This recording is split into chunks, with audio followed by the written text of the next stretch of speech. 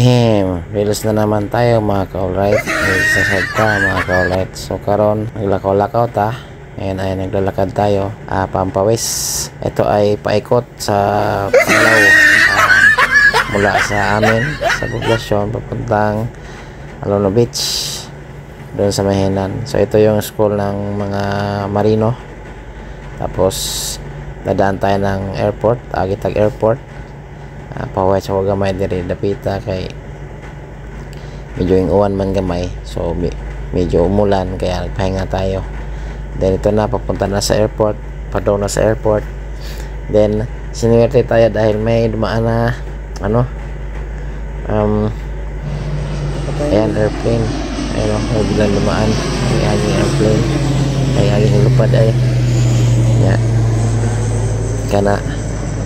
So after ana doon ta sa may kanina mo na ang mismong runway sa airport na mo dire sa Panglao.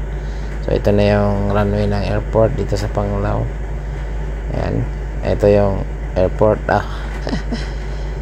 Ayan, labas Pandila. Tapos ayan, patuloy tayo naglakad. So padayon tayong lakad. So ang kinonsume ko pala ditong lakad ay nabot ako ng mga 14.5 kilometers. So 14 ka kilometro ang atong gilakaw ani mga ka-alright. Ano, buga-buga naghangin kay ilisod na. So mo ni ron ta barangay Tawala na ni kani siya kahoy sa barangay Tawala na.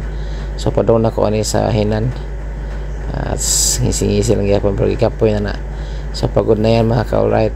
Ito yung Belmar Lifestyle Center yung ginagawa. So kaano na yan ang Bellevue. Tapos sa unahan niya nandun na yung Hinan. So ito yung Tawala ngayon. Ayan, mo na nagtawala karon, bibo na kayo. So masaya.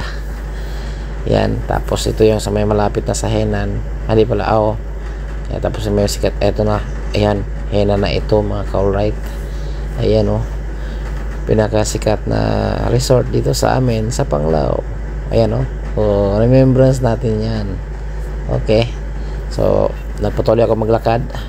Pauwi na to dun sa amin, pero ako uli so Agitag Barangay Danau.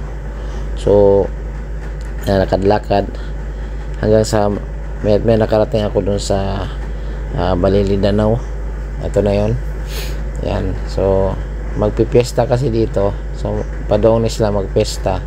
Muna makabantay mo na yung mga banderitas anang ilang kuan kalsada. So kaya na yung mga banderitas. So after na poblasyon na siya. Labing lakaw na. Hapit na sa mua. So muna ni gamay na lay kuwang. Ay kaginawa gamay. So muna na sa simbahan na mo dahil sa Sawang. Then wasad ni agnaong sa nakalakaw 14.5.